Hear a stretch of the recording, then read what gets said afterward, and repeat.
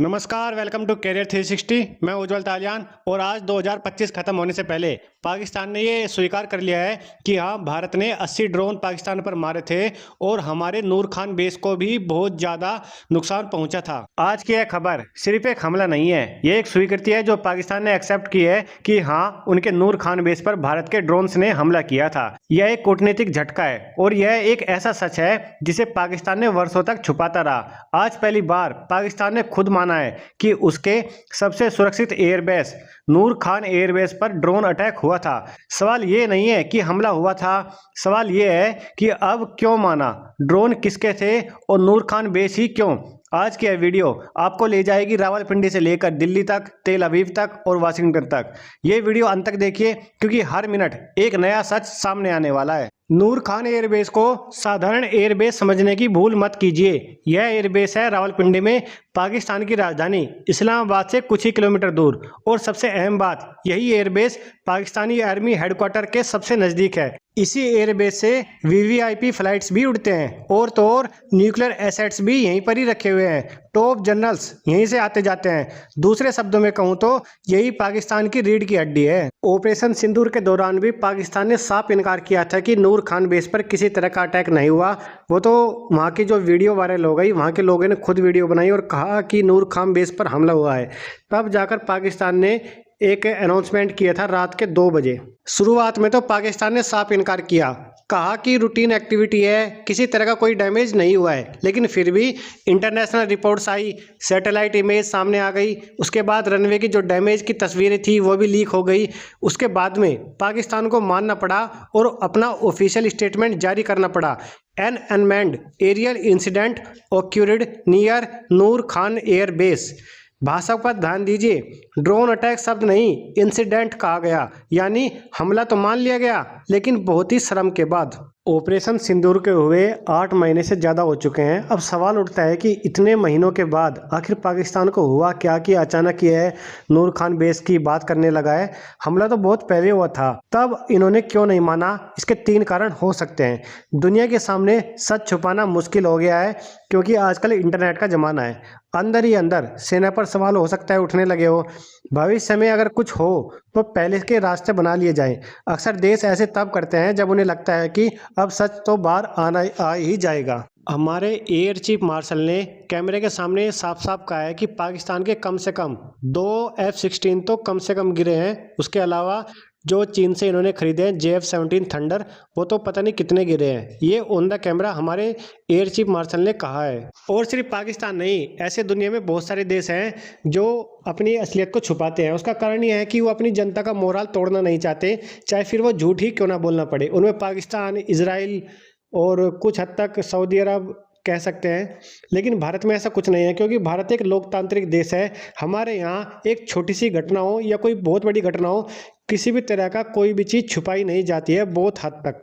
ये बात हम सब जानते हैं। हमारे प्रधानमंत्री, हमारे सेना अध्यक्ष ने साफ साफ कहा है कि पाकिस्तान के 9 आतंकी ठिकानों पर हमने हमला किया था और हमारा लक्ष्य सिर्फ आतंकवादियों को समाप्त करना था जो बॉर्डर पार करके आए दिन भारत में आतंकवादी गतिविधि करते रहते हैं। जब हमारी ओर से साफ साफ कह दिया गया कि हमने सिर्फ आतंकवादियों के ठिकाने पर हमले किया है, किसी भी रिहायशी इलाके पर या पाकिस्तान के आर्मी ठिकानों पर हमला करना हमारा मकसद नहीं है। उसके बाद पाकिस्तान ने क्या किया, हमारे रिहायशी इलाकों पर, हमारे शहरों पर, हमारे सैन्य ठिकानों पर हमले जारी कर दिए। उसके जवाब में पाकिस्तान को और ज़्यादा जवाब देना पड़ा। कुछ वीडियो तो ऐसी हैं कि यूट्यूब की पॉलिसी के खिलाफ जाएंगी, मैं आपको दिखा नहीं सकता। नहीं तो बहुत सारी वीडियो ऐसी हैं जो साफ साफ दिखाती है, खुद पाकिस्तान के लोगों ने वीडियो बनाई है कि वहाँ पर हमारी मिसाइलें गिर रही है, ड्रोन गिर रहे हैं, कितना नुकसान पाकिस्तान को हुआ है।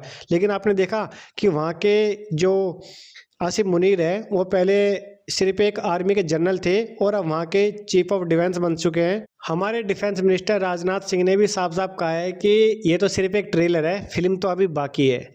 अभी पाकिस्तान को वो सब दिखाना पड़ेगा जो शायद ही भूल चुका है। शायद 1971 को पूरी तरह पाकिस्तान भूल चुका है, वो उसको याद दिलाना पड़ेगा। जब तक हम पाकिस्तान की थोड़ी बहुत ज़मीन वापस लेकर नहीं आएंगे तब तक पाकिस्तान ये कबूल नहीं करेगा दुनिया के सामने कि हाँ, उसका कुछ नुकसान हुआ है। वो तभी कबूल करेगा जब सब कुछ ज़मीन पर दिखाई देगा।